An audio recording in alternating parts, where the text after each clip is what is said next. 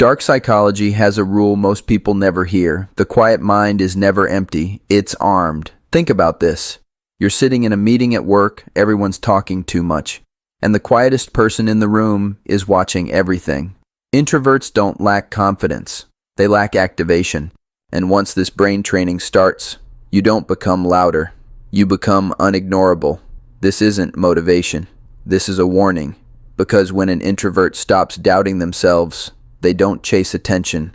They control the room without raising their voice. Let's break this down in 5 brutal points. 1. Introverts overthink. That's not a weakness. It's a weapon. Here's an ego-hurting truth. Extroverts react fast. Introverts rehearse deeply.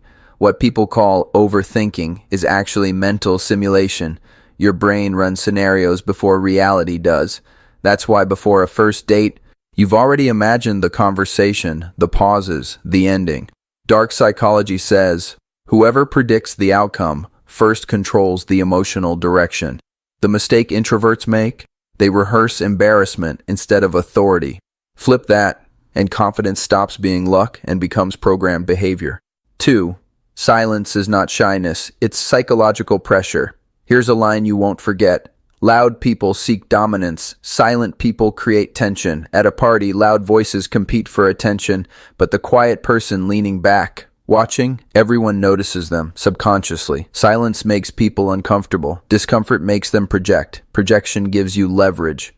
That's why, when an introvert finally speaks, the room slows down. You don't need to talk more. You need to stop apologizing for not talking. The moment you stop filling silence, people start filling it for you. 3. Confidence is not energy. It's self-certainty. This will sting, and it should. Introverts aren't ignored because they're quiet. They're ignored because they wait to be chosen. In a work meeting, confidence isn't who talks the most. It's who speaks once and ends the discussion. And dark psychology rule, the person who needs less approval holds more authority. When you stop asking, do they like me? And start asking, do I respect myself right now? Your posture changes. Your tone changes, your presence changes. Certainty doesn't shout, it settles into the room. 4. Mental rehearsal is the most dangerous brain training.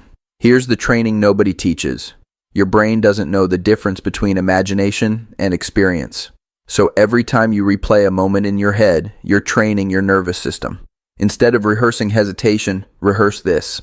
Calm voice in a meeting, slower words on a date, 1 second longer eye contact at a party, short answers, comfortable pauses.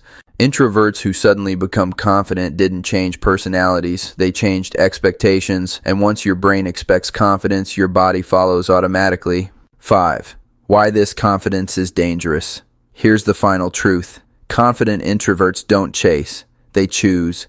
They don't argue at work, they don't impress on dates, they don't compete at parties. They stay calm and walk away first. And that silence, it lingers.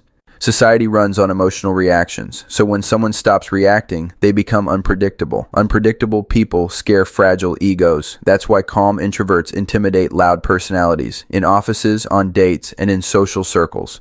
Answer this honestly. In a room full of people, who actually has more control? The loud one trying to be noticed, or the quiet one who doesn't need to be? Your first answer reveals where you are. If this video hit you, don't scroll. Sit with it. Because once introverts realize they were never broken, only untrained, there's no going back. Subscribe if you want psychology that doesn't hype you but rewires you. This wasn't motivation. This was a warning. Because when an introvert becomes confident, they don't announce it. They let the room feel it.